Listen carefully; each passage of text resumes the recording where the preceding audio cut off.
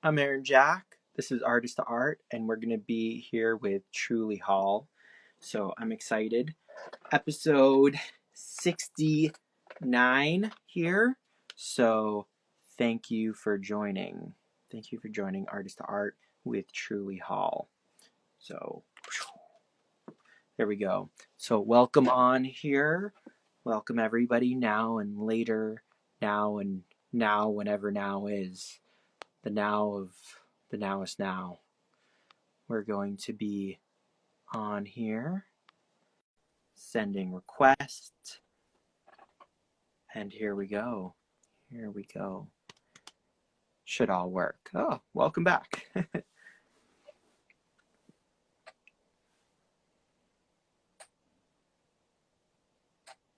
There we go. Hey, can you see me all right?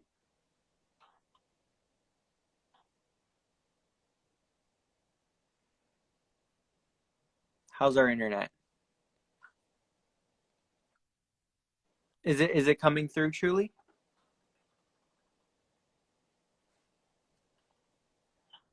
Are you able to see and hear me?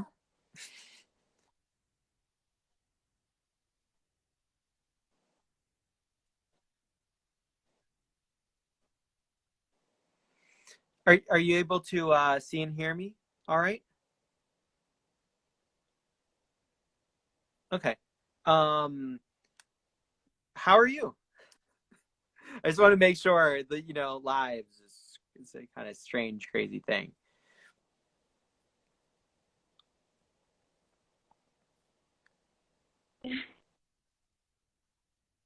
Yeah, now I can. Yeah, your video was frozen for a second. Like all the little scrolling things.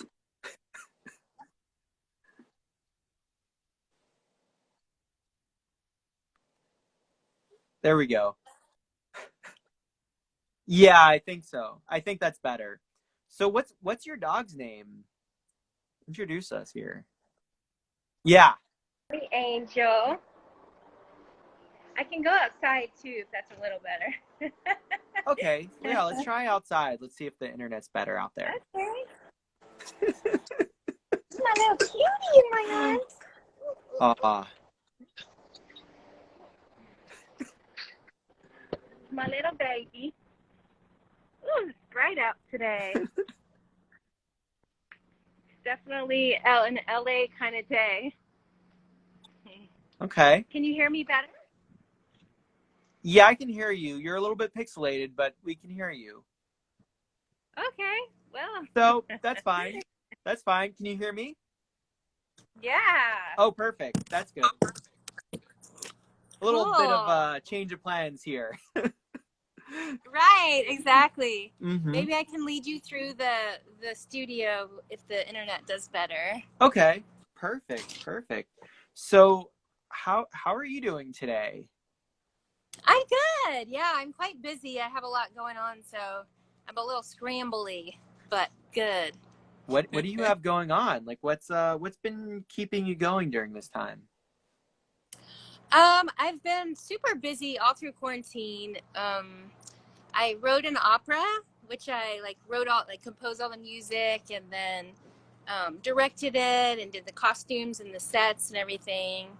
Worked with a conductor and a choreographer, so we designed this whole opera and performed it live right before the shutdown in early March. So I was really lucky I got to do that.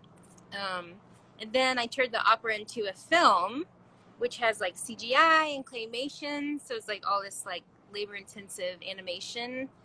And then I have a solo show at this museum in London. So I was there for a month installing and, creating new works for the show. So yeah, just been super busy. And then tomorrow I have a visit with this gallery called Cirrus, which has been around forever, and they want to do a print edition with me. So I'm trying to really quick make my studio look nice and then make a new print for them to mass produce. So, and then LACMA, which is the Los Angeles County Museum of Art is coming over next week too. And so I'm trying to like create new installation in my studio, just getting ready for the next phase, which is exciting. Wow. What would you like the next phase of your work to be? I am so excited. I just ordered a bunch of books, which is kind of like I don't usually splurge like that, even though I love books and I think they're a worthy investment. It felt like, ooh, I'm spending money on books. Like, but I bought like a stack of books with all of these pictures from different mythologies around the world. So it's like, Japanese and African and Celtic, all these like kind of folklore and mythologies from around the world that I'm so excited to kind of explore and put into my own perspective. Like, I might take a monkey from this and a snake from this and mix it up and make my own version of the mythologies. So I just can't wait to dive in and create something totally new, totally crazy, get into my subconscious and pull out like kind of archetypes that stand out to me, mix them up.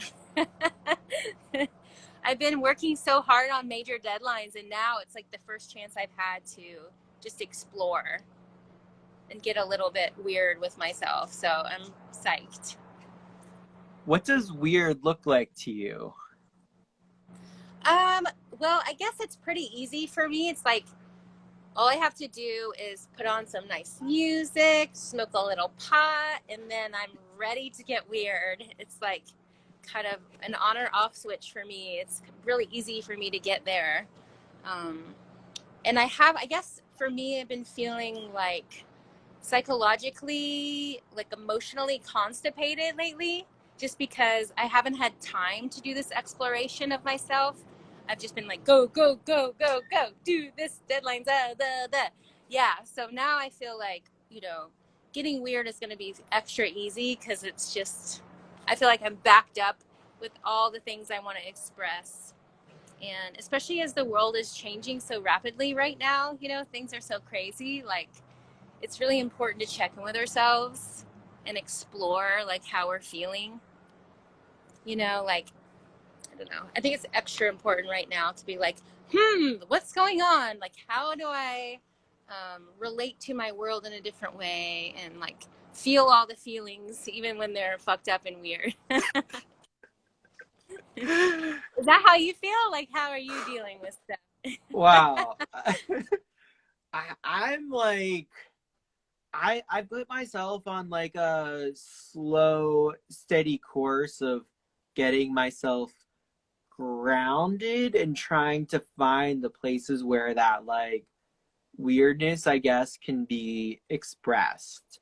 Where like I feel I guess comfortable in that. So that's really, so it's like beautiful to hear like that you're that you're giving yourself time to feel that weirdness. I think that's like inspirational, you know?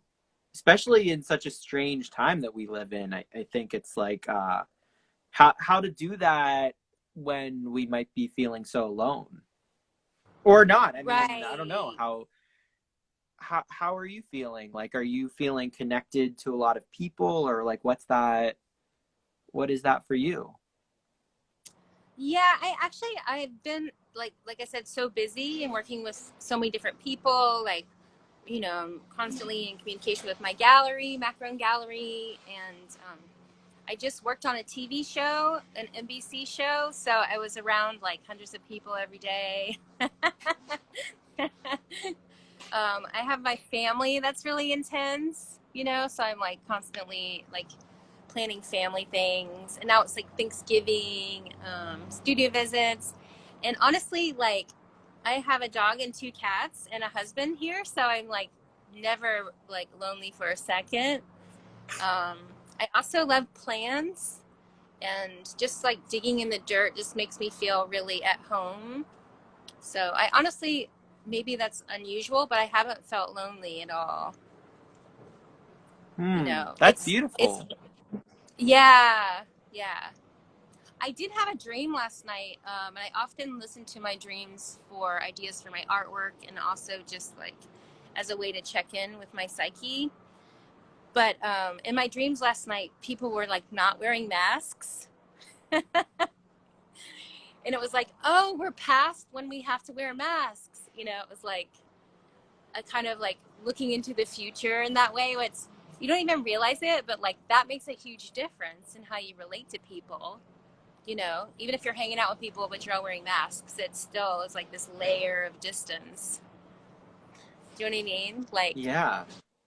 I mean, the layer of distance between us and the phones and the masks. How do you feel like the masks ties in with like the mythological aspects that you're looking at bringing into your new work? Do you feel like that does tie in? right, I mean, because that for me, that's such a big part of like certain mythologies or like how we express them ourselves. right, so true.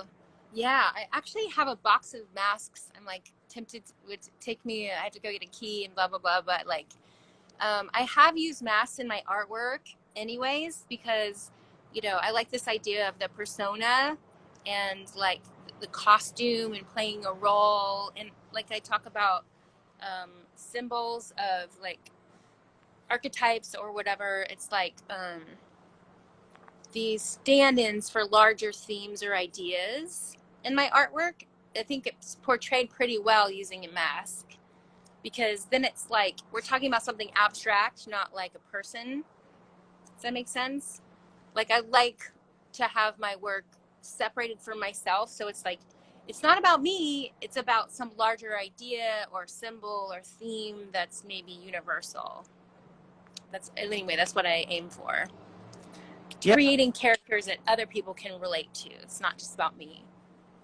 but I just find that really interesting. I've been exploring this idea of like the mask in my own work and like what it is to our time versus like what is that beyond ourselves. Like what are the universal ways that masks can relate? Because I've seen this like these some of these aspects in your work, and now you're talking about mythologies. So, um, what do you mean for you by like these characters that are beyond you that others can relate to? Well, like for instance, I use kind of exaggerated notions of like a maybe even a stereotype. Like if I'm gonna portray the goth girl or whatever, like that's obviously a stereotype, and I go like to an extreme to make that like a character that's not a real person. You know, it's just like a stand-in for an idea. So in that way, you can relate to like either like the country girl or whatever. You can relate to the character um, in an abstracted way, not just like oh, I feel sorry for the country girl. It's like it's taking away like the personal relationships and just informal, like, you know, like more of an abstract personification of some general idea, like the idea of a goth girl, which is totally different than if I was like making fun of a goth girl or something, which, you know what I mean? So it's in my way, it's like as the director of like my own worlds, um, it's like creating these characters that are so exaggerated then that they can be a real stand-in for some like larger idea. Hmm. If that makes sense. Yeah, no, I'm curious about this like stand-in for the larger idea because you use these like symbols interchange. I mean, that's my observation, from what I know. Um, so I'm curious, like, how do those stand-ins, the symbols, come out within you? Like, because you're talking about your psyche and your dreams, like, how are you pulling from those aspects? Right, I guess it just flows out of me, so it's not like a I don't have like a how I do it, but for instance, like I'll have like a character that's like, here's the old version of this lady, and here's the young version of this lady. So it's like, you know, I'm playing with time. You know, I'm playing with age, and then I can have like an old version and a young version at the same time. You know, I can have a male version and a female version at the same time playing the same character. So it's like a way to kind of like step back and like kind of abstract. You know, in your dreams, sometimes people shapeshift, like oh wait, it was my grandma, but now it's like this lady from third grade or whatever. It's like where like the same characters can morph throughout a dream. I feel like in my artwork I try to be able to be flexible enough to morph throughout so the characters can change shape and form and age. And um, that's to me like actually how our brains function is in a more fluid way. It's like, of course, we're like mom, dad when we're little, but like other characters can play the role of mom. Other characters can play the role of dad. So it's almost like that's like a placeholder for a certain type of relationship. Interesting. Yeah, and then like for instance, a lot of times I'll use characters like a witch, and then that's like a kind of caricature of a woman or whatever. So I'm not trying to portray a certain personality of a witch. It's just like that as a symbol of something meaningful in our culture, or like a monster or a ghost. I have all these like kind of layers of symbolic characterizations. You got dark. Can you see me okay? Yep, it's perfect. Okay, cool. Yeah. No, that's really fascinating. What are maybe some examples that you're excited about bringing more into your work? Well, like I said, I just bought this stack of mythological, characters from around the world. Like this book of Japanese monsters is so cool and interesting to me. Um, and oftentimes they're a conglomeration of like a animal and a human form, or they have some like superpowers, or some like they went to the underworld, they have like some history or some moral attached to why they became a monster. And like obviously we're all pretty familiar in the United States with our own kind of ideas of like Superman or Adam and Eve, or like these archetypes that we grew up with. But I think it's super cool to look at other cultures, like what are the monsters like in Africa, what are the witches like in Africa, like what are the like queens and kings and saviors and gods from all these different cultures, like just even looking at the gods of India or something. It's just so fascinating. And I feel like they're all like some kind of projection or portrayal of different human emotions and feelings and like hopes and wishes and fears. So I don't know. I just like really like exploring all of those, especially right now. I'm like, okay, I've done like riffs on Adam and Eve and, more like American type of archetypes, but super psyched to get into like some more mystical versions from other cultures and just like play with them in my own language. I also think a lot about color.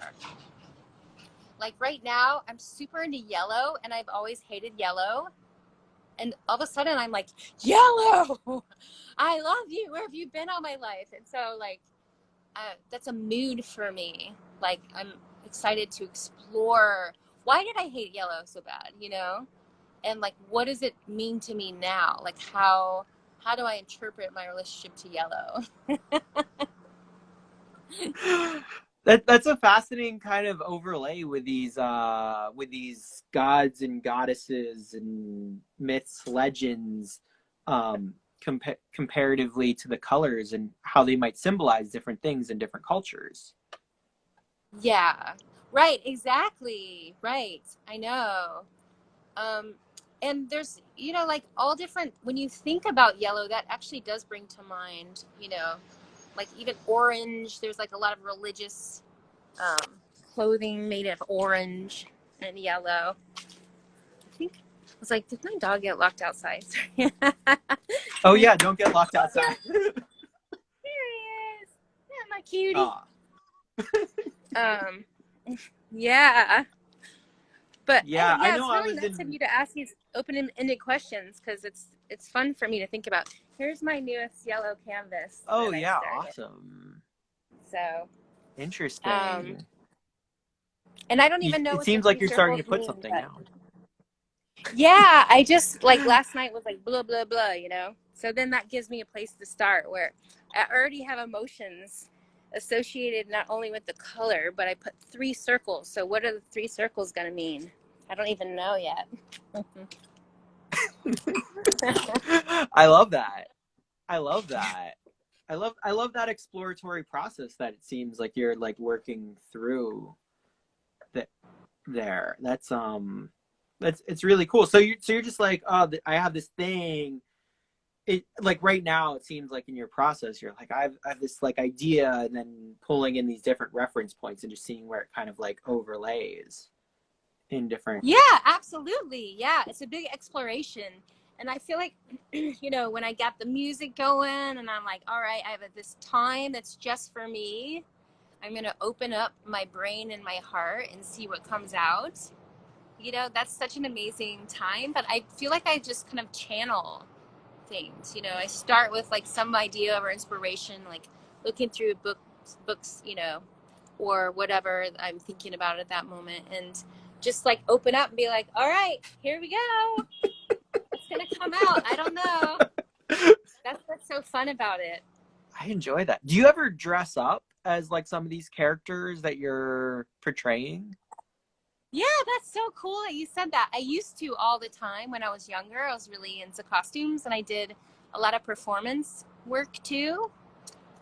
In fact, I would do a bunch of videos and I would use myself as the main character in the videos. So I've done a lot of dressing up in the past. Now I prefer to be behind the camera and like directing other people. But yeah, it really does help sometimes to get in the mood to dress up, put a muumuu on or whatever. I guess I just asked because I use that like those elements of my own work. So that's why I'm like, oh, like that sounds like oh yeah, like dressing up is like, in these characters and taking on the role and the personas can I don't especially like as relate I lived in India for a while, so like Oh, so very cool. yeah, so I did a lot of like explorations of like myths and legends and character development and like dressing and like you there's a lot that goes on there. Do you have Oh any yeah. specific inspirations maybe when it comes to some of those mythological legends and symbols or like people that you follow that inspire you philosophically or otherwise?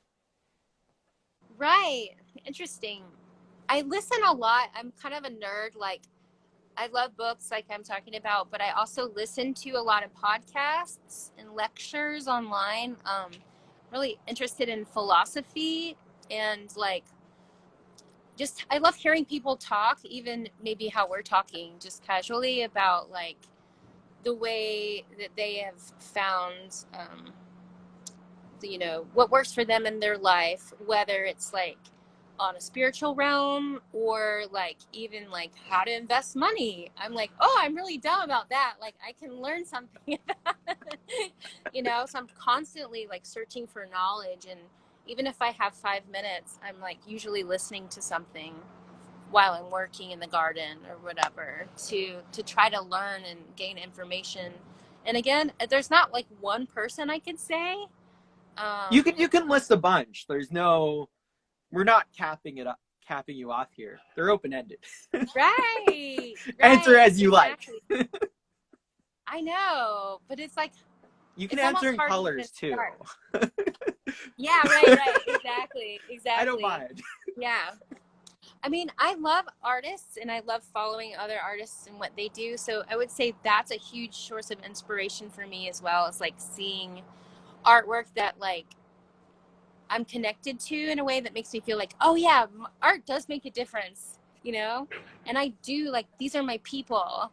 Like I feel like there's like an intellectual relationship I have with other artists, even if I've never met them, through artwork, where there's like these connections between, like they always talk about the collective unconscious as like, we're all kind of like one mind that's growing together. Kind of like a So Jungian concept of collective unconscious, or where are we talking about yeah, here? right. But I don't even think of it as that, like, that's putting like a really specific idea on top of it, but that's the best word I have. That's Right. like the only word I can think of.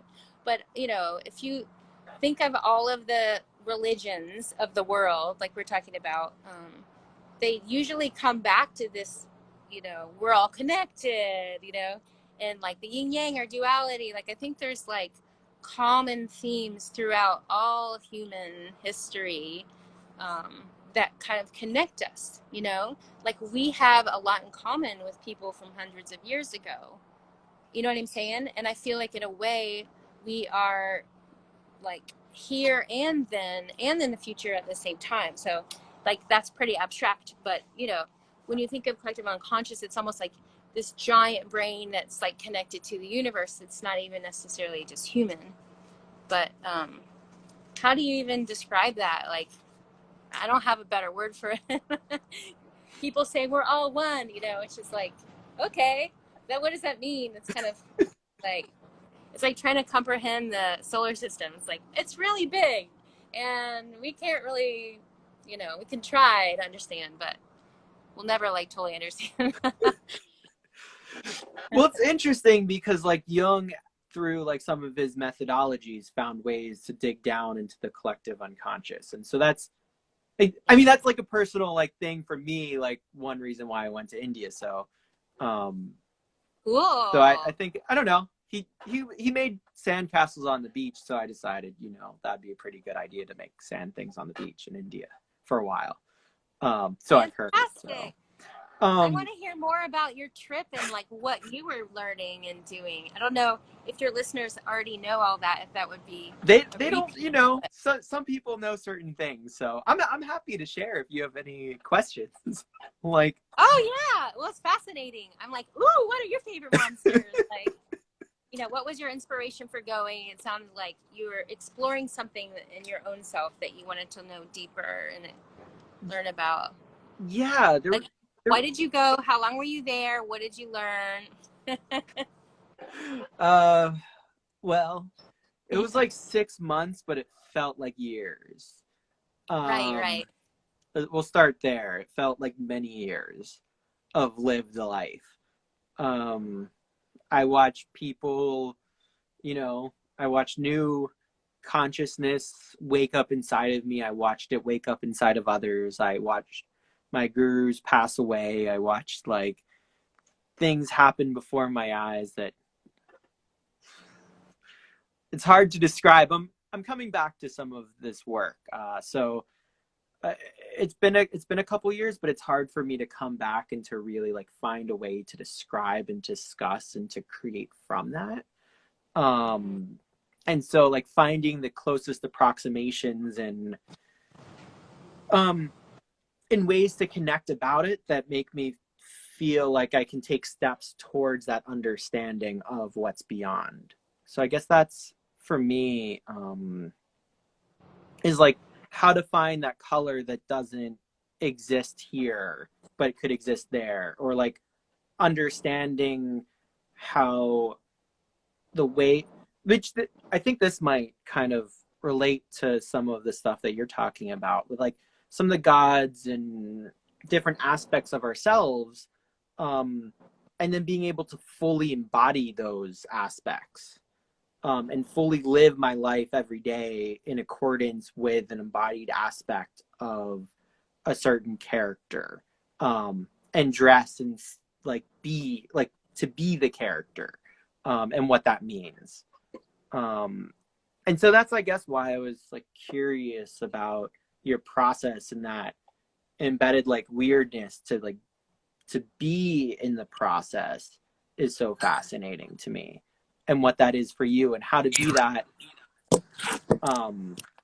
in the society in which kind of like overarches where you're at, and how to like fully be in that. Right. You're talking about being in this society? Yeah. Right. Yeah. Right. Do you feel like there's like a part of you that isn't integrated from like your experience? So you're having it's like this happened and then I'm here now. Do you feel like you found a way to integrate? I found a way to integrate a lot, but I feel like there's still like, even like a couple years later, like there's still more to integrate and still more to like learn, because it's like what happened can't be described in a series of logical events. Right. Like Exactly. things being beyond this world. So what does that mean, and how to understand it and how to relate um via the words that I have to relate about it. Right. Yeah. Oh, that's fascinating.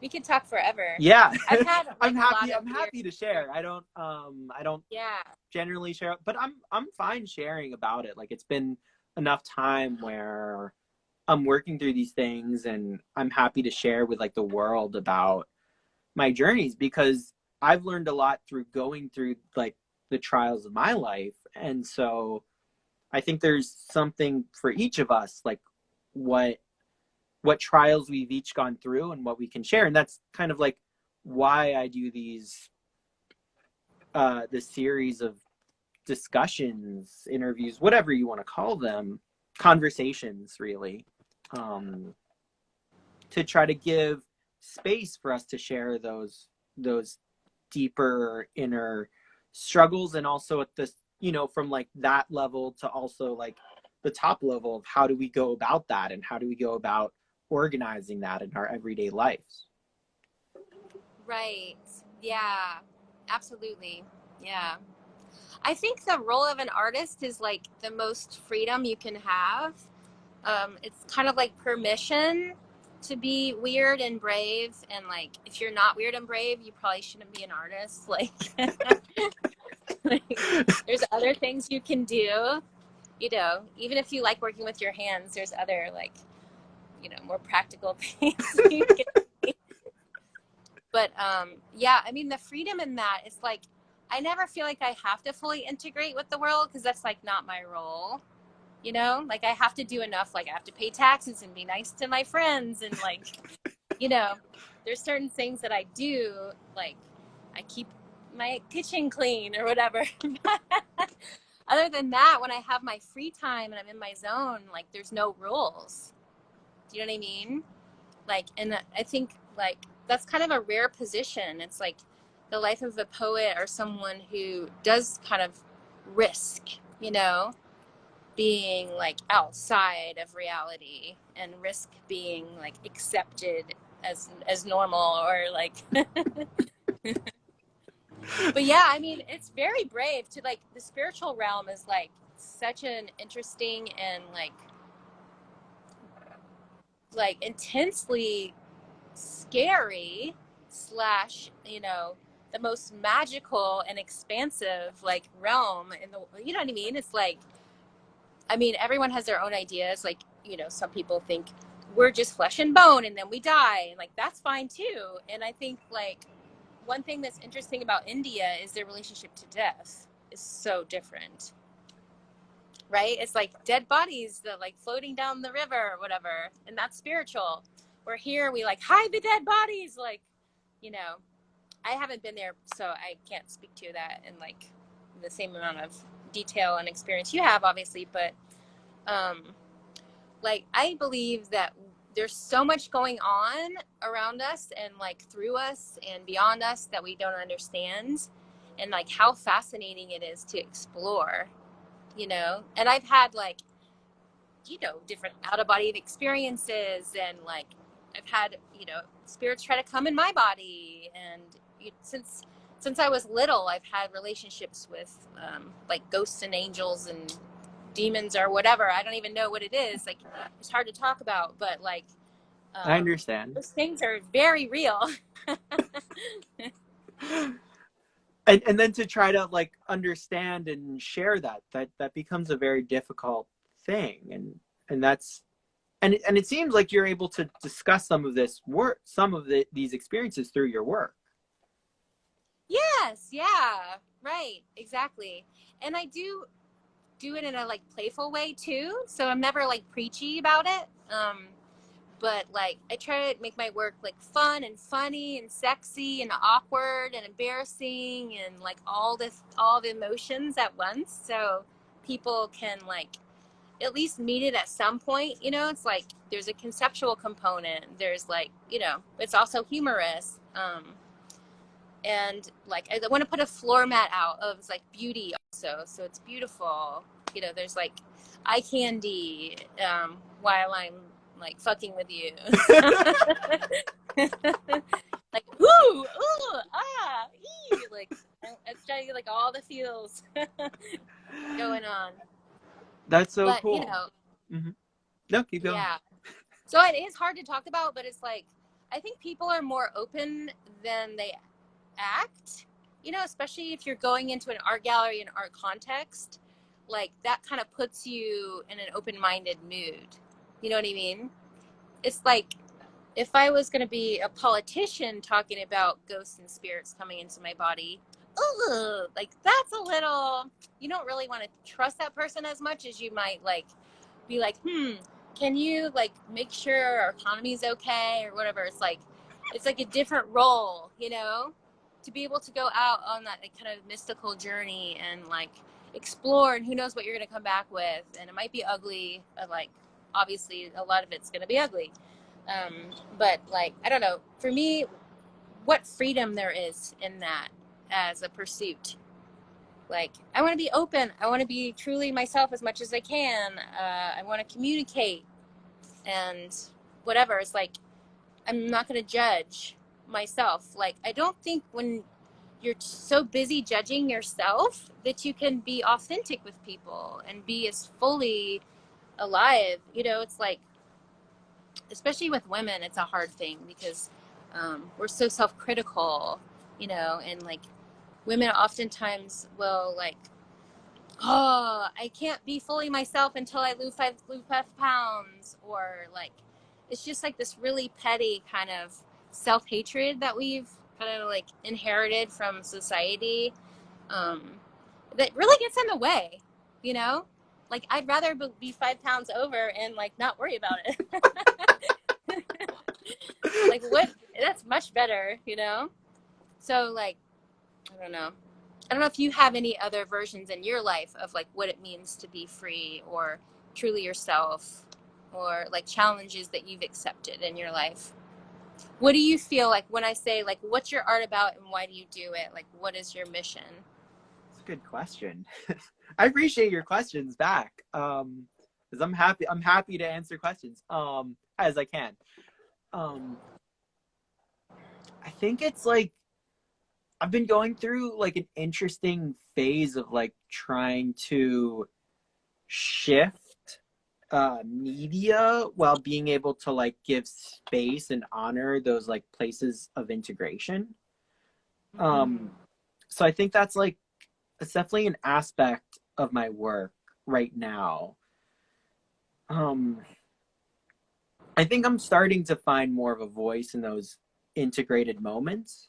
And that's I just think like where I am in my career and my like trajectory is finding that voice, finding that like base of understanding, and how can I integrate my lived experiences and my dreams into my work, and to have that like freedom, I guess, as it were, and to really speak from that and to feel free to speak from that. um that's and how I guess the mediums fit together, those are because for me I get, and this is one of the things why I'm really enjoying like the ideas of like the opera and some of your work with video and all of these things, is you seem to manage to bridge these gaps between these different ways of being and working with these different collaborators who are maybe in different art forms, and to be able to speak to larger things because of it, because you're able to work collaboratively, because you're able to work between media. And I think that's like, for me, there's like that space between this translation, in this like cross-cultural communication, as it were, or even between media. Like it doesn't have to be like, oh, I'm going across the world or something, but it's like even across media or across like human to human interaction. There's like something that's lost in, that might be like lost in translation or whatever, but also in that communication, between that communication there's this element of something more, I guess, as it were. There's this element that it could be something more inside of each one of us, whether we're the observer, or like the outside observer, whichever, or we're the observer observing the observer, whatever that kind of element is. So, how's Yeah. that? That's awesome. Love it. Yeah. I love thinking about like perspectives and POVs. And in my work, like I switch mediums all the time. So, sorry, it's Oh no, you're a fine. noisy city out here. This is life. That's the beautiful thing. Right. Yeah. But I'll make like a painting and then I'll make a video about the painting. Do you know what I mean? And then I'll make sculptures from the sets and costumes from the video. And then it becomes a big installation and I'll make it into like its own room and it has its own, the environment is encompassing of the idea. And it first started with a sketch or a painting and then turned into a whole world.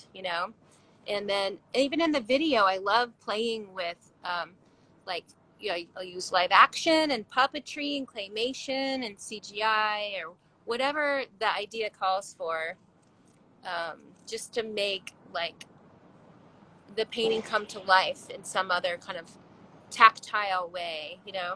And when you see and you hear, because I also write the music, like, so writing the music for the painting, like what music would go with this painting, like, I find that a very easy translation between the mediums, like, and I'm not like super familiar with your work, but I feel like just in getting to know you would be really good at just like integrating all of it. Yeah. I mean, Mm-hmm. is part of what you're talking about like screen, like because like galleries are closed and like the world is transitioning into this online kind of communication platform. Is that part of what you are I think trying to that's do? like an element of like an output, or like a because I think there's like so many ways. Like I've been working on this whole series where I've been painting live with a musician over Instagram live. So it's like the medium as the message, and then that kind of like relationship between the two. And then Right. I did a whole series where I was like, I'd photographed all of these, like I was traveling through the West Coast for a couple months and just photographed all these like beautiful people, and then started to paint these portraits of the people that I photographed, like as a longtime photographer, videographer. So like painting them, and then it becomes this like overlaid like aspect of time when I like work, that then I like, it becomes like a reconnection with those people and like the stories of like then and now. So that's why I'm like really fascinated by your aspect of like time and how you're playing with that abstract element of time in your work. That like fascinates me. Right. Oh, cool. Yeah. I know. I'm actually really excited to play with it more too, because it's like what a huge subject. Um, but yeah, I first got into it by I was using I'd have like a younger woman and an older woman playing the same role, and then seeing how the viewer interprets the same actions differently based on the age.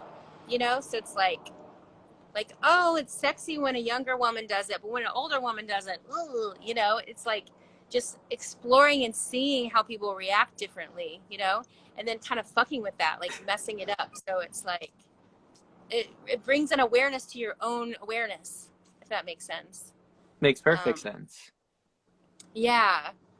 Um, but yeah, I love the idea of the photograph becoming a painting, because it's like also bringing your own interpretation out on it. Like a lot of photorealist painting, Mm-hmm. I'm kind of like, just take a picture. It's like, but when you're being expressive with your painting and like, you know what I mean? Mm-hmm. Kind of bringing out like the personality of the person or your relationship to them um, in a more juicy way.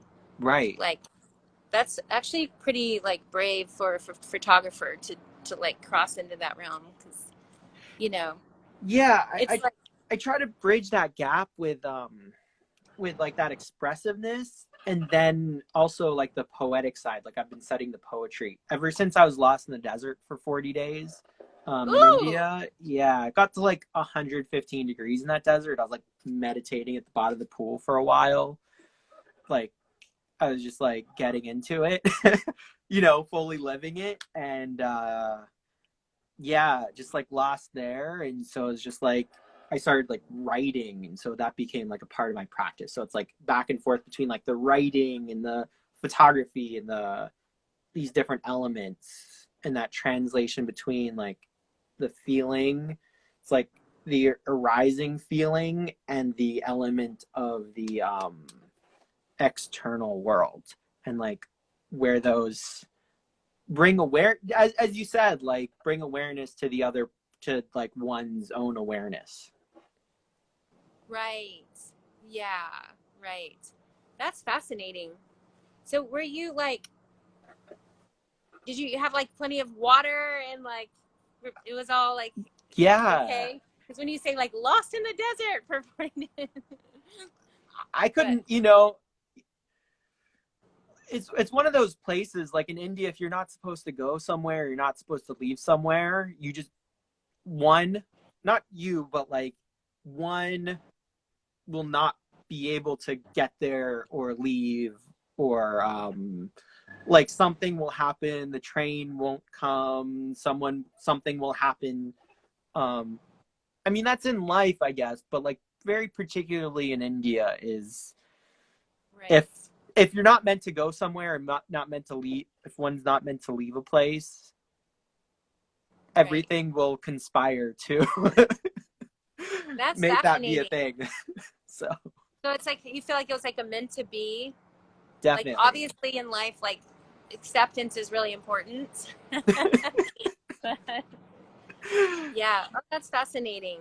Yeah, Yeah, there are like 429 temples in that town that I was lost in, so it was definitely like something else. And the only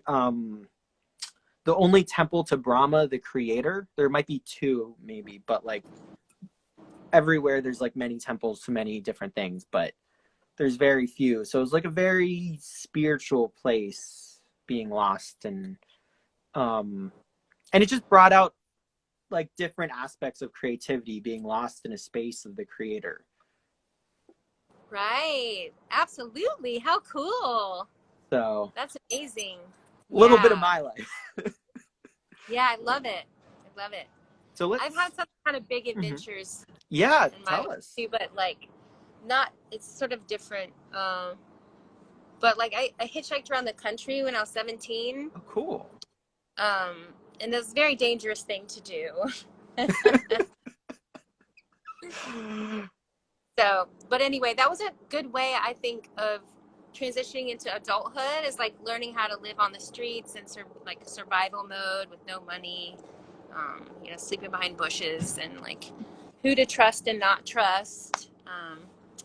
Some scary things happened. Like, but I actually had PTSD after that pretty bad because it was like some bad things happened. But um, like I wouldn't take back that experience for anything because it really like when people hit rock bottom or they almost die or some big experience happens like that, then you're in a greater opportunity to choose life more fully. Either you sink into a hole and die or you like come back stronger and you're like, raw, okay, I'm ready now. It's like I've had a few really hard things in my life, but every time I feel like it's been a growing experience. And when you are able to like really get to know that part of yourself deep down, that's like, um, almost like a survival instinct, but also like something beyond just like the normal everyday do like society existence. Like you're talking about, like what a growing experience that is, and like I think it's really important, especially when people are young, to like have some sort of journey where they venture out into the unknown or whatever.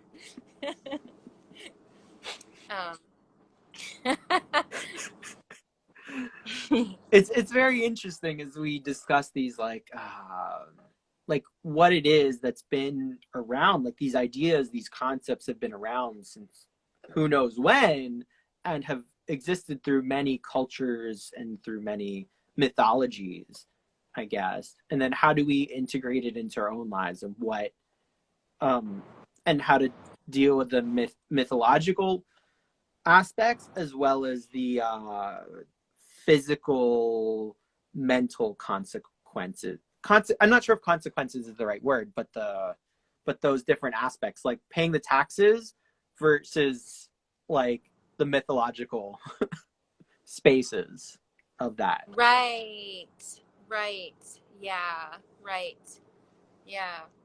I think it's, like Carl Jung, for instance, like we've talked about it, like he had a kind of, especially later in life, like a kind of tug of war or whatever of delving deeper and deeper into himself, which again is quite brave. And I think he asked for it, like he brought it on. He's like, okay, let's do this. Like I'm ready, But he also kind of had the tools to, as being trained, he spent his whole life in psychotherapy and whatever. So like he was not only brave, and also he was like a really just fascinating, deep person.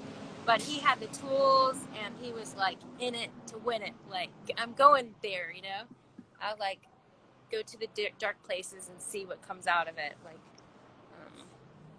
I'm sure you've seen the Red Book, Mm-hmm.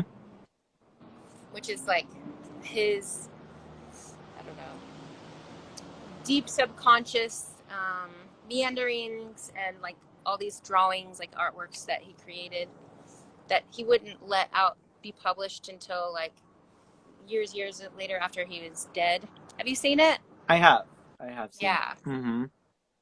But anyway, I think there is like some responsibility, like at least I feel, like I've been given these like gifts and tools and strength, like to use it to either try to help other people or like to explore something in myself that might be valuable in a deeper way. It's like not like, oh, like I'm amazing. Like I don't mean it in a like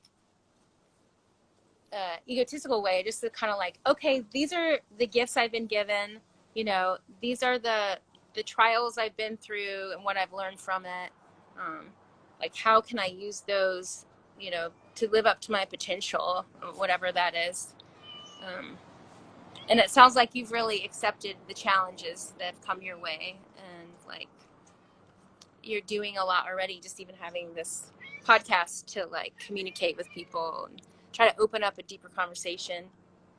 I think that's what we kind of have to do in this world when how do we go, we've never really had this technology in such a way where we can go live and bring other people into that story in such a present way to, because people who are on this live, I mean, people who are on it later, but also like to be in the conversation live is to be aware of these ideas inside of one's own mind, inside of one's own self, as like, actually being aware of the conversation and being present with it, is to then be present with one's own self in that way. And so I think it's kind of fascinating for me is, to bring others along on that journey, to not just say, oh, it's of myself, but how to do it in a safe way where people can go along together. And so that's, yeah. How does that? Yeah, totally. I'm into it. So thank you for being along on this journey. Oh yeah, it's been amazing. And you're a fascinating person. Like I want to talk to you some more. I'm like really curious. All that you learned on your Indian trip, especially Indian trip. But yeah, what's your favorite monsters and gods are? So much. My friend who I traveled with for a couple of months, we're working on reintegrating into maybe a book form or some other forms, because I, as a photographer, as a professional photographer for so many years, I photographed a lot on the journey.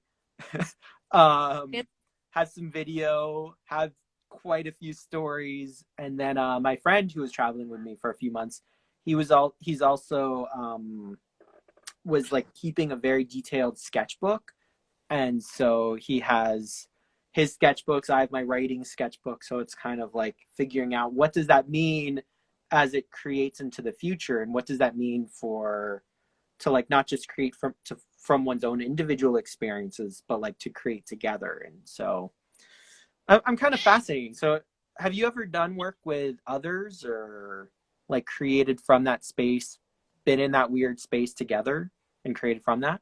Right, like a collaboration in that way. Yeah. Oh gosh, not really. I mean, I've done like earlier when I did a lot of performance art, I would work with people and we would kind of create something live together. That would be like mostly planned out ahead of time.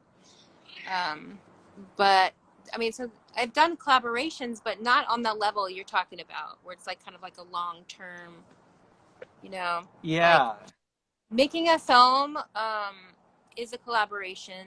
There's like I work with dancers and performers and people helping with the costumes and makeup, and then other people doing the film, and the people helping with choreography or whatever. So it's like I do a lot of collaboration in that sense, but not like on a spiritual journey like you're talking about. Which that sounds really cool. I mean, I feel like like being married and just living with someone, especially during quarantine, is such a like amazing and difficult and beautiful growing experience, just to be like that close to someone day in and out. But yeah, on like a spiritual quest with another person, that sounds really amazing. I hope to one day be able to share it with you and then the audience. Yeah. Yeah, uh, absolutely. I know you guys need to make a book, at least like an online book. yeah. It's like trying to like figure out like what is that format and how does it fit together, and what are those like. I, I've been working on like ways for it to like. How did you go about your opera when you just were like, oh, I'm gonna like do an opera, or like how did you figure out to just like make this thing? So the Zabludovich collection, it's a private museum in London. Um, they were doing an opera series and asked me if I wanted to do an opera. So I said yes. It wasn't even like my original idea. They were just like, "Oh, we're doing this. Would you like, we think your work could work well as an opera." Because I do all this theater stuff where I'd build sets and do costumes and choreography and music. So I do all the things already. But opera is a specific format. I actually like. I grew up in a musical family, so music's very easy and kind of intuitive for me. Um, and like when I was in grad school, art school, I felt like I had to choose between art and music because they're both like really hard careers. So it's like, I want to be a rock star. Oh, that's going to be hard. Like, I want to be an artist. Like, that's hard too. Like, to be both is like, so I was like, all right, I'll pick art because then I can do music in my art. And it's like, I can do whatever I want within the art context. So it was such a great opportunity to get really back into my music and forefront that. But yeah, it just kind of flowed into my brain. I have to say, like, I saw this space, and it used to be an old Methodist chapel. So it's like this 2-story oval space with like a balcony all around and a stage in front and like these like carvings on the wall. Um, and I just interpreted the carvings on the wall through my own truly brain lens, like what do these symbols mean? And like to me it was all about like this kind of like fertility ritual. I saw pregnant women and sperm and like I'm sure that was not what they intended in the Methodist Church, but like that's in my brain how I chose to interpret it, and then that was inspiration for the whole opera. Wow. And Yeah. then you just started like writing like scripts or what? Like Yeah, I actually like there was like one night after I first saw the Methodist church space, I went home and like did some drawings, and it was like I already knew what I was gonna do. Just from that, like it just kind of came to me. But yeah, the actual writing of the opera was very easy. It was like, again, kind of like channeling, and I didn't have very much time, so because I was doing all these other projects at the same time, so I would be like, okay, time to write the opera, go, you know, and I would just like let it flow out of me and not edit it like too much, because it was just like, well, I don't want to spend a lot of time like backtracking. I just want to let it like open the door for it to flow out without like, you know, being overly critical of myself. But it just kind of flew, like it's an hour long. I feel like I kind of channeled it, and it's a combination. It's very weird on purpose, obviously, but it's a mixture of like some traditional opera with some like beatboxing, rapping. There's didgeridoo. There's like speaking in tongues. There's noise music. Like there's like a vacuum cleaner is one of the main instruments. Um, like it's just a combination of all these different styles. And like I'm from kind of a gospel background, like gospel bluegrass when I was little. So there's a lot of that, kind of these like harmonies from gospel. Yeah, so it's a weird mix. But I just let it flow out of me. I didn't like try to edit it too much. That's amazing. Thank you. It was really cool. I'm like very proud, and also finishing the film version right now. So Wow. I'll start sharing that, more of that. Wow, that sounds intense. Film version from one form to the next. Yeah, right. In the film version, you know, a lot of times you see a live performance filmed, and it just doesn't have that juicy like feeling that the live performance did. So I tried really hard to make it an actual art piece in itself. And I have all claymation and CGI and like all these different POVs. So yeah, I think it's turned out to be a successful film. As you know what I mean, like the ideal version way to see it is live, but the film stands up as its own project as well, I think. Wow. Hopefully it's going to travel again once like coronavirus kind of is not like the main theme. Right? Oh, What's going on? I don't know, but that's one of my claymation things. It came on by itself? No, I can bring them on. I just Oh, that's cool. I was like, ooh, spooky. I just like to kind of what's going on there? Oh, what's going on in the picture? Sorry, I didn't know Yeah. you meant. I mean, either way, too. I mean, you know, interpret it as you want. Yeah, absolutely. So this is from a video called Eve's My Menage, and it's a play on like Adam and Eve, where there's no Adam, it's just all Eves. And the Eves have this hair that grows into snakes. So the snake is not just something external, it's like a part of them. So it's a different relationship to like the version of consciousness where in the Adam and Eve story, you know, it's like Eve is like the bad one who is responsible for the downfall of humanity. In this case, she's inviting it as actually a part of her. And it's like, it's, you know, her relationship with the snake is actually like, oh, well, she has the knowledge of good and evil now, which actually is kind of a good thing. You know what I mean? People always think of it as like, oh, Eve was so bad. But so I kind of twist that around, and it's like Eve is owning that, and the snake becomes part of her body. But it's also in this. Sorry, my cat is like. Meh. Oh no, what's your cat's name? This is Rufus. Rufus. Aw. Yeah, and he's a brother named Leroy. They look like twins. But... Aw. Kitty. But anyway, this is a kind of a lesbian orgy scene. Cool.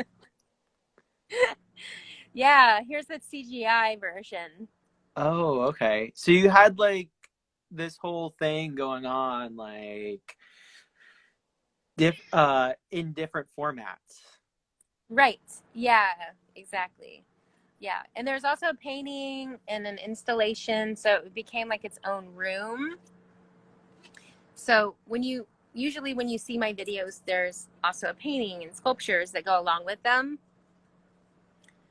Interesting. But it always starts with the painting. And then I try to figure out like how to make a video version of the painting come to life. So I think do you you have the do you, painting. Oh, sorry. Yeah, here's the live action. So, I made these wigs with the long, kind of like snake tails that grow over time. And that was the original painting, which is oh, quite big. It's 8 feet tall and 12 feet long. So, like, the characters, like, the figures are as big as a real person. how much of the idea is like the conceptual aspects are coming out while you're painting or like sketching or do you like discover more when the live action part happens? Right. Yeah. So, like, this painting, which I said is like this giant, is like the size of a wall. I didn't do any sketches or anything. I just started.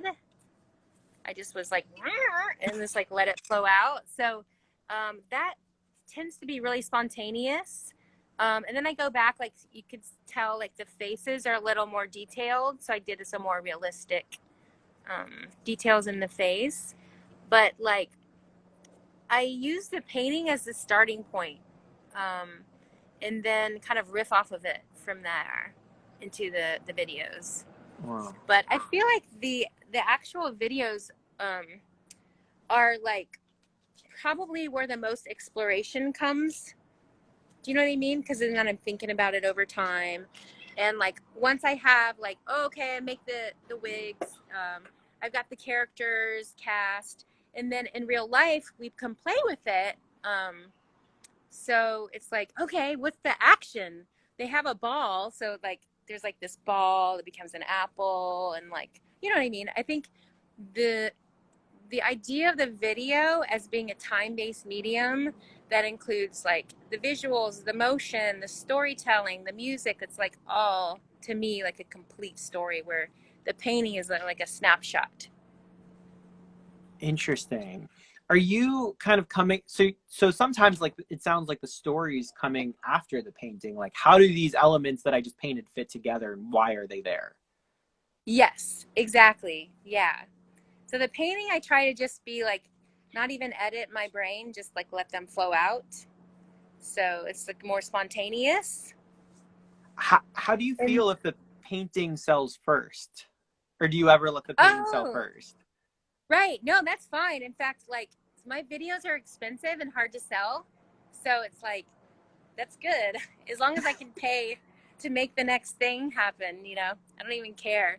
Like, obviously people are more likely to buy a painting than like a huge installation or a video. In fact, videos are considered kind of free. Do you know what I mean? Like Mm-hmm. you can watch it online. And people do buy my videos, like some institutions have bought them and collectors.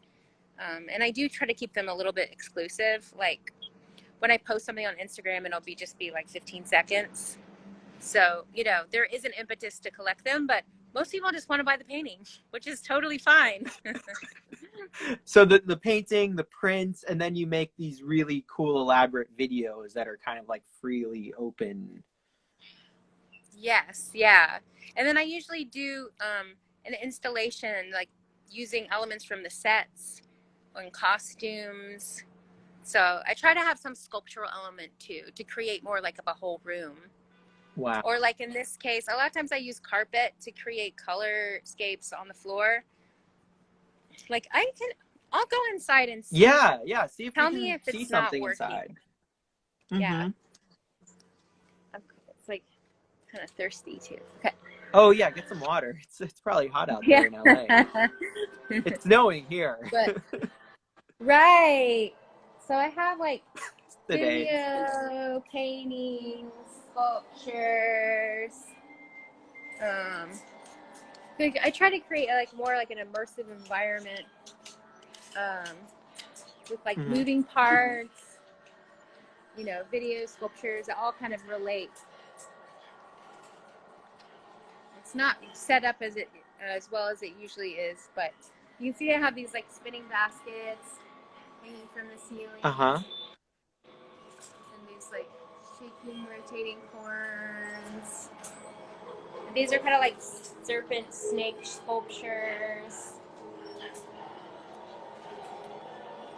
Like the Glory Hall. Mm. And videos.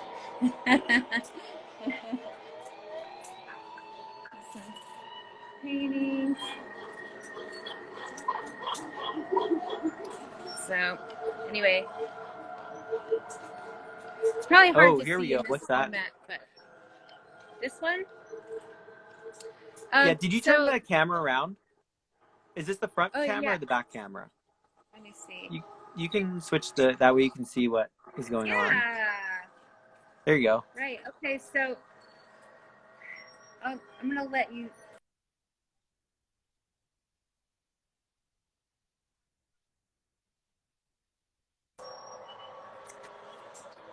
So this was a project.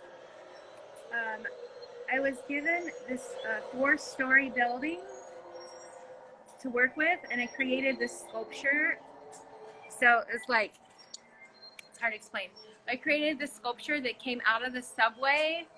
Um, it was a like 60-foot long sculpture of like a worm that wiggled through in and out of the windows on this like huge building. Oh, This was in was that like the colossal thing? Was yeah, that it like was in the Freeze. Um, Oh, okay. Freeze the Art Fair was at Paramount Studios one year. This is like 2019. Seems like a long time ago. It was just last year. But yeah, so I made a huge sculpture of this like this kind of serpent shape going in and out of the windows of the building.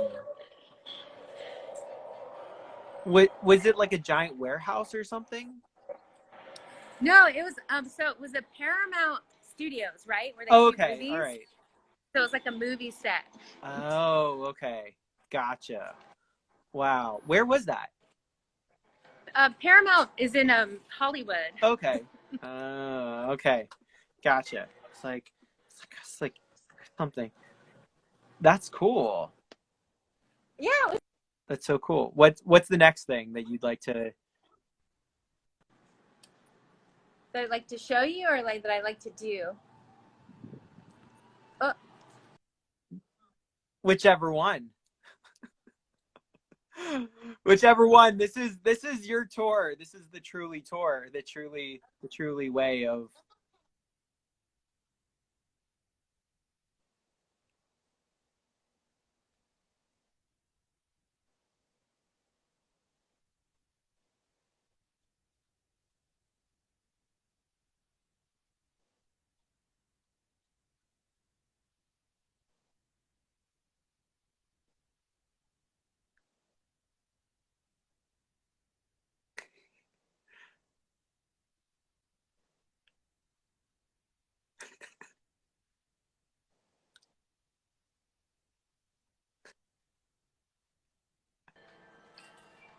so here's another one of my videos called the Boob Dance.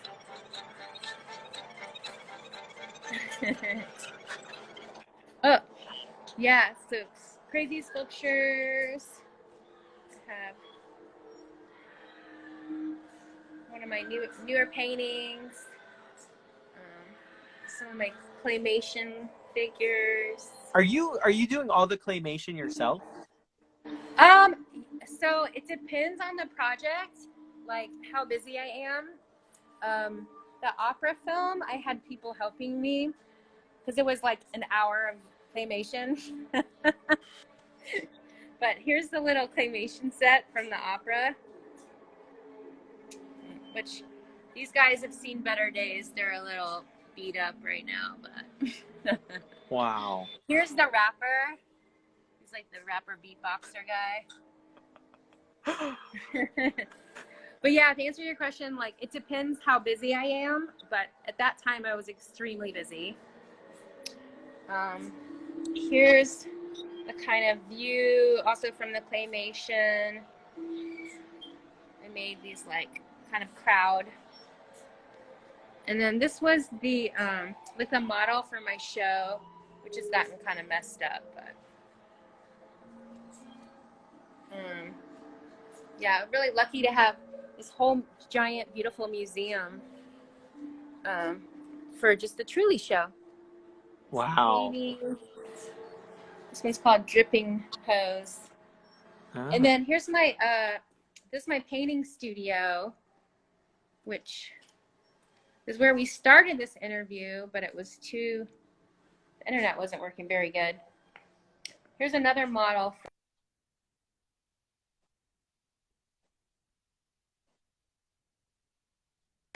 space, installation, paint, sculpture. There's some more paintings. More little claymation sets, some of my little characters and masks from my monsters. So were you wearing these masks? I wasn't, but the performers were. Yeah. This guy lived under the bed in this little girl's room. And this was kind of like the monster character that she turned into. This was a model for a theater set that I built. This became a big sculpture. Mocha just acquired this witch house sculpture that I made. Oh, wow. Yeah. Congratulations. Kind of fun. Thank you. Lots of drawings. I did this like outdoor sculpture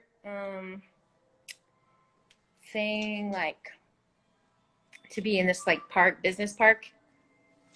Yeah. But yeah. So that's a quick look, probably dizzying. Oops. Is the internet been working Very okay? Cool. Wow. What an amazing studio. Thanks. I really like it. It's like my favorite place to be. Wow. Oh, wait. Uh-huh. There we go. This is where things get weird. Oh, okay. I'll go back outside. No. I just meant in your studio. Oh, okay. Right. I mean, I meant that in a very open way, like, but yeah. Not the way that you need it to move. Okay, right. I have the chicken meal with the chicken, so that balances it out a little. Oh yeah, what's going on there? What was going? So how did you reinterpret I haven't quite it? finished. Hmm? Yeah, right. I do like a lot of times I'll do a diptych, like two versions of the same thing, because I think that's a kind of an interesting way to like, it's like the female with the phallic, so obviously she's with the snake, and then the male with the the egg-laying chicken. I guess I've sold all these paintings, but I did a lot of paintings that had chickens in them. And to me, they were like a kind of fertility symbol. But like just the way the male's relating to the chicken, it's like kind of creepy sexual way. And then the same with the female. Interesting. You know, it's interesting because like the snake is a lot of times related to the female in other cultures, because just as the way that the moon sheds its shadow, so does the snake lose its skin. Right. Yeah, so true. Yeah. Very well put. I mean, that's a half quote from where are we in give me a second. I'm losing the name at the second. but I'll tell you. That's okay.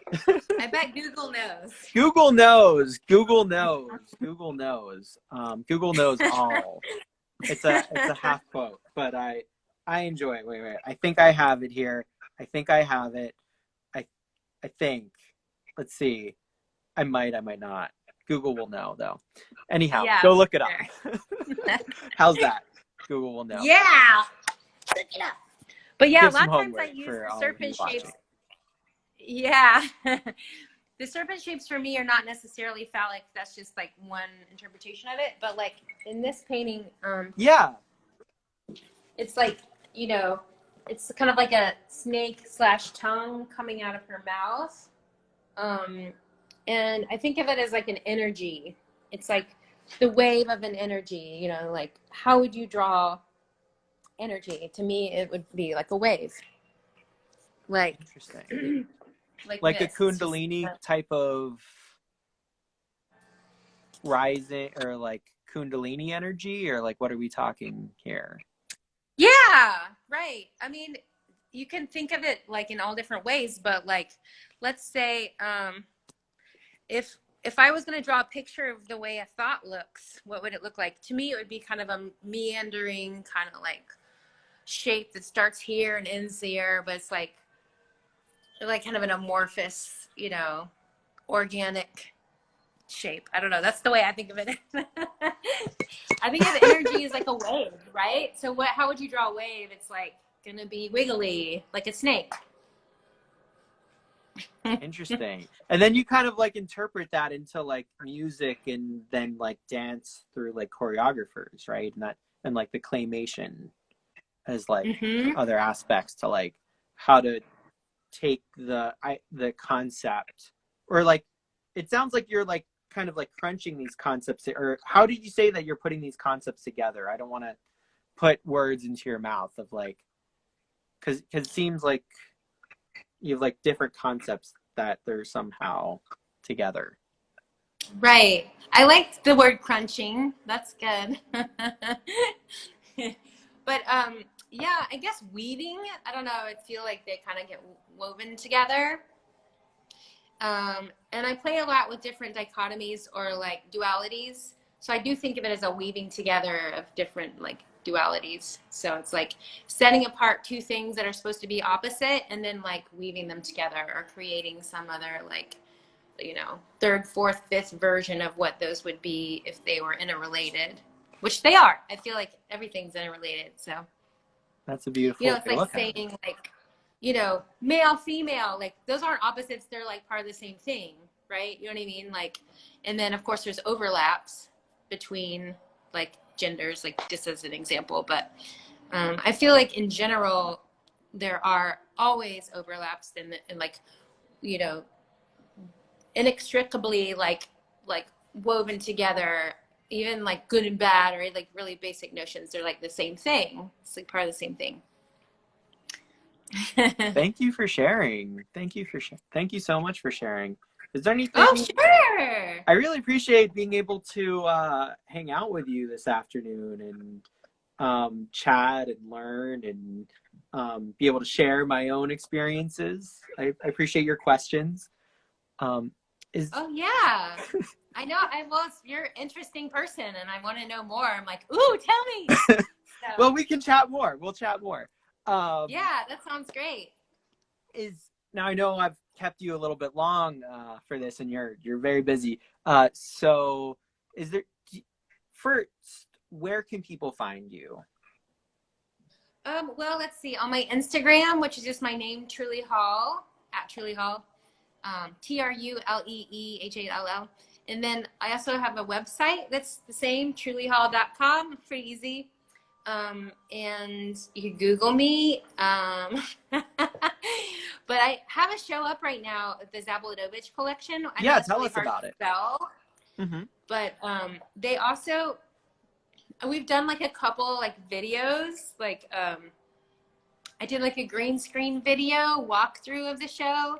So it was like me as like a miniature walking through like my miniature worlds. Anyway, I did really creative, like kind of green screen video tour of my show.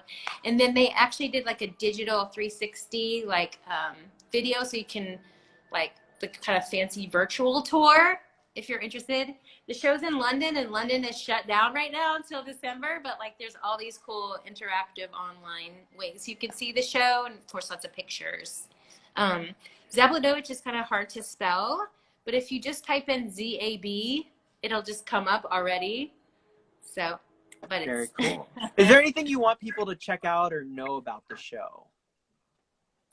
About my show specifically? Yeah. I think it's like a kind of meandering experience to kind of go through with the virtual tour, because it's like portals. Like I created, there's like a tunnel you have to walk through to get to the rest of the show. And through the tunnel, it's like these boob fountains squirting milk on either side. So it's just like, I tried to create this kind of like portal where you pass from one world into the next world, into the next world. It's like a rite of passage. So you have to like, the POV was really important to me to kind of like, I actually wish people could see it in person, but if you don't live in London and like whatever, so the virtual way of looking online is pretty damn good. You know, I feel lucky. I also have a book out now that's a catalog of my work. Do you have a copy there? Yeah, want to see it? Yeah, let's see it. You can buy the book online. We're here. We might as well, right? Collection. We're in your studio. I know. Yeah, I feel really like the book made me in some way feel like, oh, I'm a real artist now. I have a book, you know. It's like kind of a big milestone. There you go. I have a. No, I understand. Yeah. So it's this shiny gold cover. Get in a place that has better light.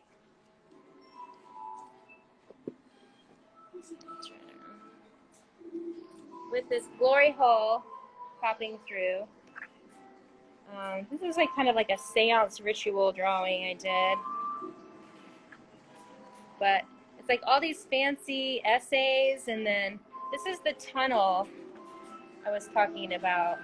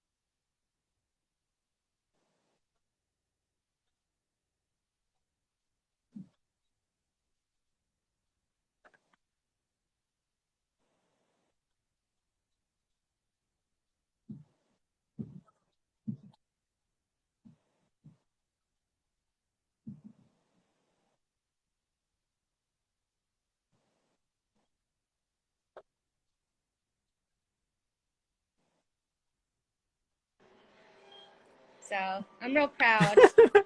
That's so awesome. Where can people pick it up if they want to check it out? It's the Zabladovich collection. They have it's on their website. It's the first thing that comes up under their like shop, like way to buy things. Is it on Amazon? No, it's not on Amazon yet. I've been told that it's selling really fast, so I'm hoping they'll print more. But they just made second edition. Yeah. That would be awesome. They're like, wow, you have a lot of fans in LA. They're buying, like, so many people are buying the book, so it was a nice compliment. I'm hoping they'll put it on Amazon. I guess if it does really well, they might. But I'll write down Zabladovich phrase. Well, if there's extra, I think you could always sell it. That's true. Zabladovich. Sell it yourself, right? Right. Okay. This is how it's a really ebook hard version. word. Does that look backwards? It does look backwards, doesn't it? It's backwards. See, that's why I've done all these.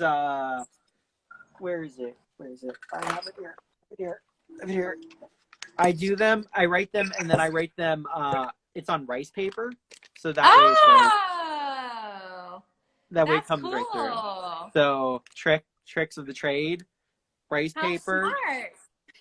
Well, and most of my new work is on rice paper, so it just made sense. And so I was like experimenting, and then all of a sudden there's like projections, and then there's like, and then I'm like, oh, I should make titles, and I'm like, if I do it on one side, it's on the other side. So How cool. I love that.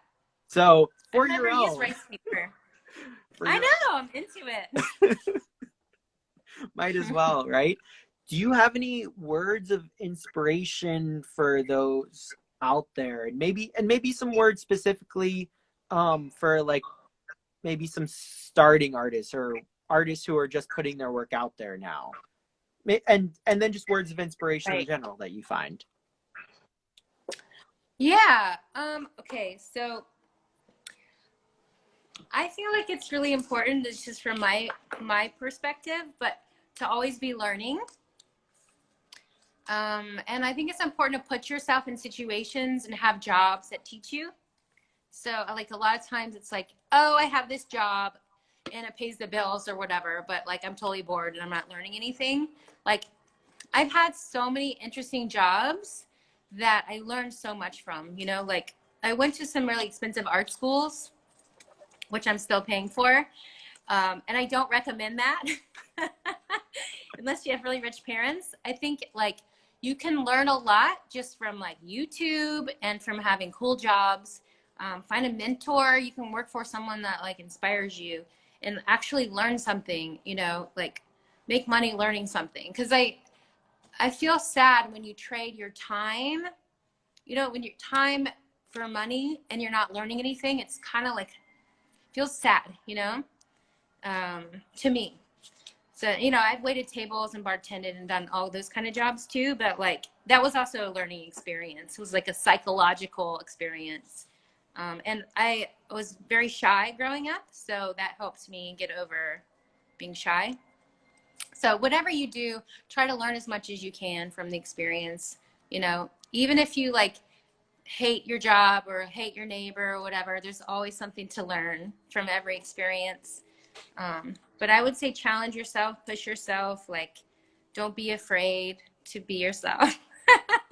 That sounds so cheesy, but like I think that's the secret to life. Because the more like, first of all, I don't think we're ever like fully in charge. So once you just embrace that and know it, it's like then you can kind of get over that. It's like a hang up.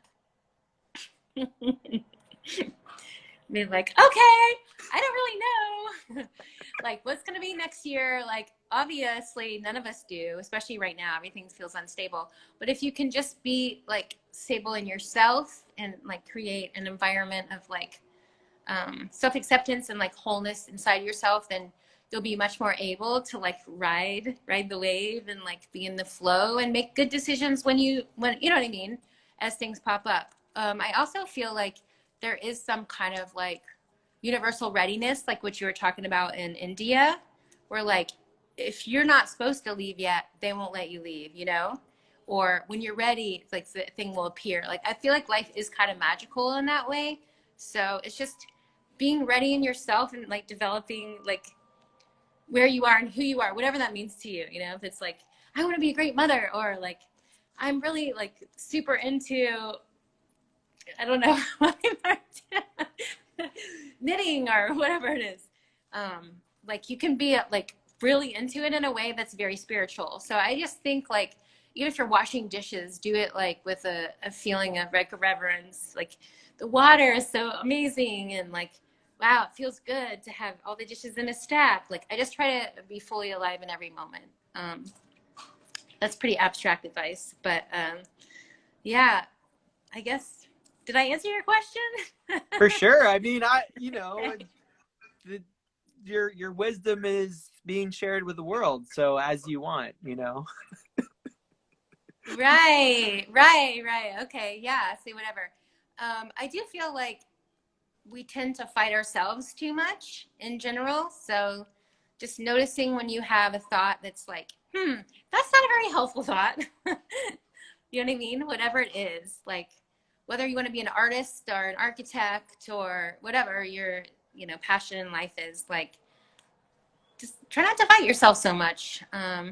Learn from mistakes, but like also just be fully in the moment and be like, okay, what's today? Yay, let's be a little open-minded about today, I think sometimes there's like a drudgery about life that's like,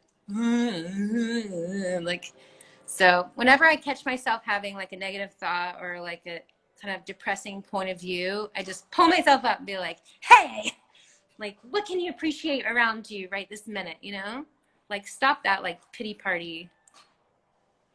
Like anything you can appreciate anything. Like I told you, I'm just like suddenly really into yellow, so I just made a bunch of yellow blobs, and now I'm like, yay!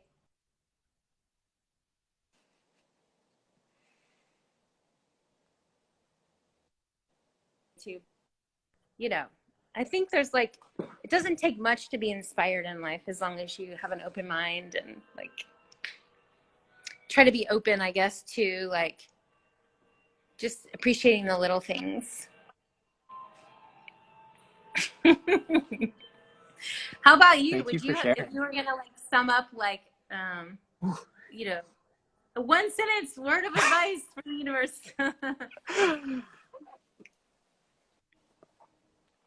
uh,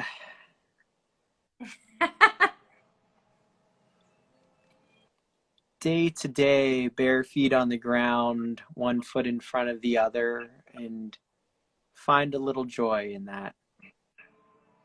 Yeah, absolutely. That's cool. I think we're kind of saying a lot of the same thing. Mm-hmm. Mm-hmm. I mean, I feel like I have more, but like that's enough for the moment. And I appreciate the what you said about appreciating the details and finding those moments to even if it's washing the dishes or whatever it is, and pull oneself out of those places and to find that. I think that's a beautiful thing to share with the world. So thank you. Yeah, sure thing. I know. I really enjoyed talking to you. Thank you. So for everybody else out there, I'm Aaron Jack. You can find me at Aaron Jack Line Art, and you find me on Instagram, Facebook, etc.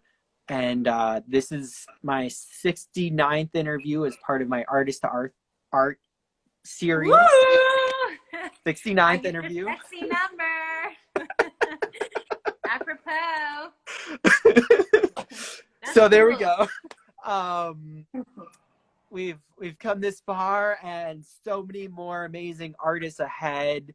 And so, but thank you, Truly, for being here with us today, and for being present and sharing. And is there any last word that you'd like to leave us on? Words. Well, I've been like trying to really focus on you, but I notice a lot of people are making have like really nice comments and everything. So I want to read those later. And thank you for everyone who's participated. It's really So you sweet. won't be able to read the comments later, but hopefully they can comment. Oh, But you can scroll up if you want to do that right now. You can. I They can all just go away. scroll. Yeah, you just scroll. Yeah, Oh, yeah. If I'm there's kind of a any novice to last that life. things. Wow. Thank you for everyone, all your beautiful comments. Thank you for watching. Very sweet. Aww. And this has actually been a really nice way to get to know you, Aaron, and connect with some of your friends.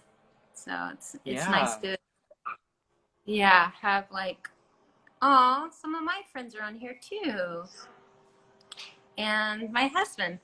He's going to say hi. Hey, baby.